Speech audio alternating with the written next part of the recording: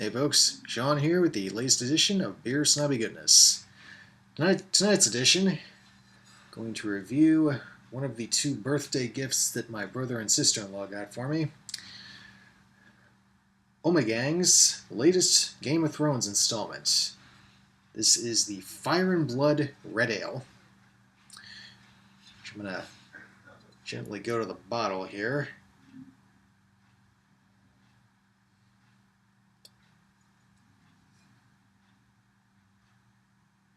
Spicy hops, rye, ancho chilies.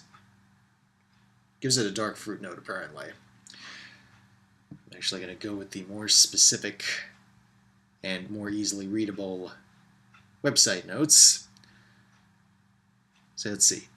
Yeah, quote unquote, carefully crafted mixture of specialty malts. That narrows it down. Let's see, dark candy sugar. For the hops, we utilized Apollo and Hallertau Spalt. No spices. Alcohol by volume, 8% even. One thing I'm going to do is pour this very slowly, per the bottle instructions.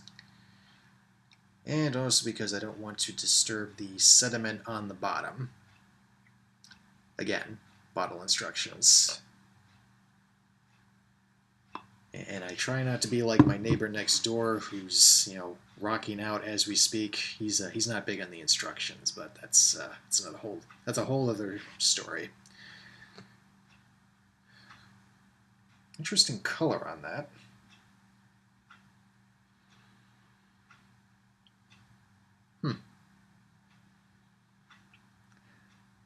For something with no spices, this does have a noticeable spicy characteristic to the aroma. No, spicy hops, so definitely coming on the nose. I'm gonna let that sit here for a second and settle down before I imbibe. So bear with me here.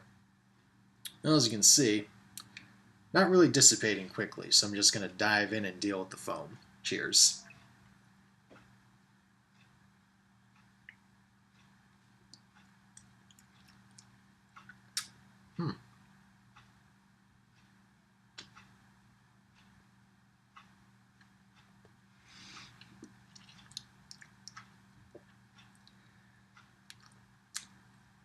For a TV product tie-in, it's actually not bad at all.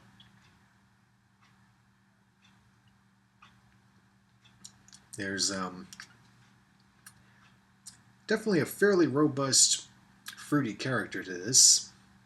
And unlike a lot of fruit-based beers I've had before, fruity ales, this one is not overpowering with the fruit flavor. A lot of the time, the trouble you run into is they're overly sweet, which is really not my shtick. But so far, it's fairly well balanced. I like it.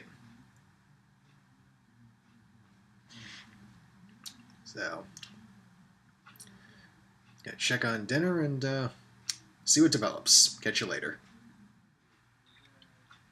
Yeah, not too bad. This is not the most memorable red ale I've had, but nevertheless, stands well on its own. Nice finish so far. This is most of my second glass.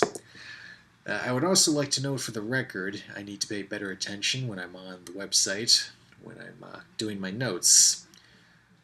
I was actually referencing the wrong Game of Thrones series beer. Oops. So for those in the viewing audience who are more interested in the guts of the beer here, the Fire and Blood Red Ale, for the malts, this utilized Pilsner, Kara 60, Midnight Wheat, and Flaked Rye and Spelt. CTZ hops along with Styrian Golding and German Tettnang. And the ancho chilies for the spices. And this is not in fact a 6.8% alcohol by volume, or yes, it is a 6.8 alcohol by volume, as opposed to an 8%, which is what I previously stated. So, ironic that my second helping of the beer apparently clears my head enough to impart the correct information to the viewing public. Yeah, it just adds to the fun. I always do these things in one take. Anyway, at the end of the day, not too bad a beer.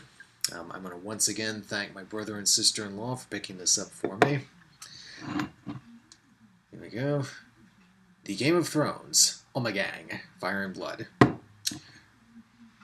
Probably still out in stores now, so I'd say give it a go. Like I said, I mean, it's not the top of the line thing I've ever had, but far from the poorest offering, in terms of red ales. So there you have it. Till next time, this is Sean. Cheers.